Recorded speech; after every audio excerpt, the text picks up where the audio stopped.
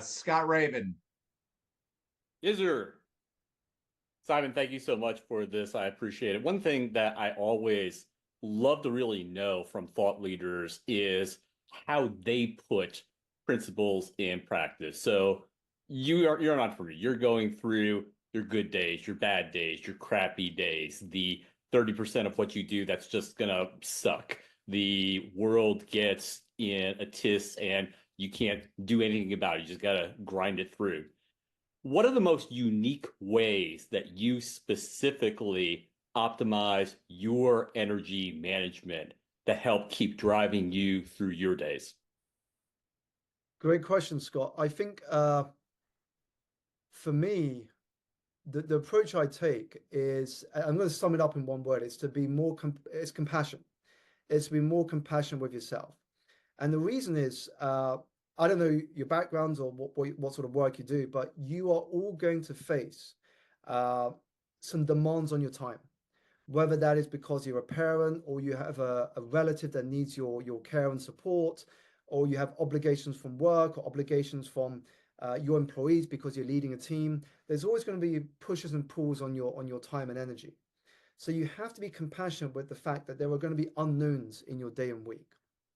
So the way I approach things is what I create. You may have heard of the term in startup world, minimum viable product.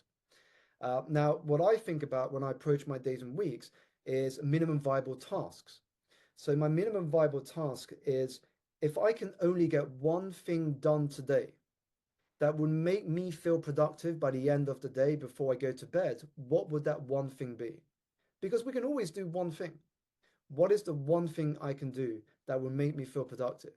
And then I add on top what I would call a stretch. So there's like a stretch target. If I happen to get that target done before lunch or before mid-afternoon, then I have the freedom to do my stretch tasks, the things I can do if I have the time. But if I don't get time, I'm still okay. I can do that tomorrow. And what this teaches you is the importance of prioritization. Time is never the issue, energy and priority management is. And the reason I know this is because so many people who have said to me, I don't have time, and somebody has recommended them a new Netflix show to watch, suddenly they have time to watch a whole season in a week. We always have time.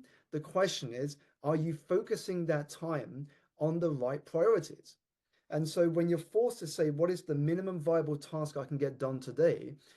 You have to prioritize. It forces you to make a decision. And there was an exercise I took a leadership team through recently just to illustrate how powerful prioritization is. And I said to them, let's say in 1 week, I'm only giving you 1 hour to get work done, and you have to eliminate everything else. How would you spend that 1 hour? So now they have to write a response down on paper. I've only got 1 hour a week to work. What do I focus on? And then I expand it. Now you've got 3 hours. How do you spend the extra 2 hours? And then you've now got 6 hours and so on.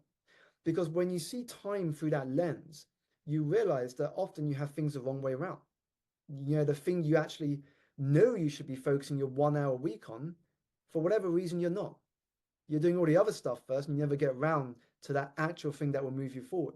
So for me, back to the question, Scott, it's minimum viable task, stretch tasks, and that means I can be more compassionate with myself because what this focuses on is consistency over intensity.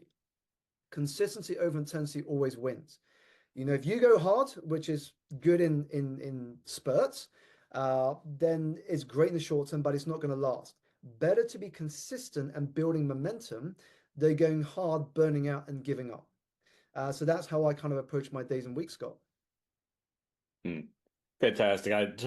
Heard and knew of bits and parts of that. I never heard it packaged in terms of minimum viable tasks. So thank you.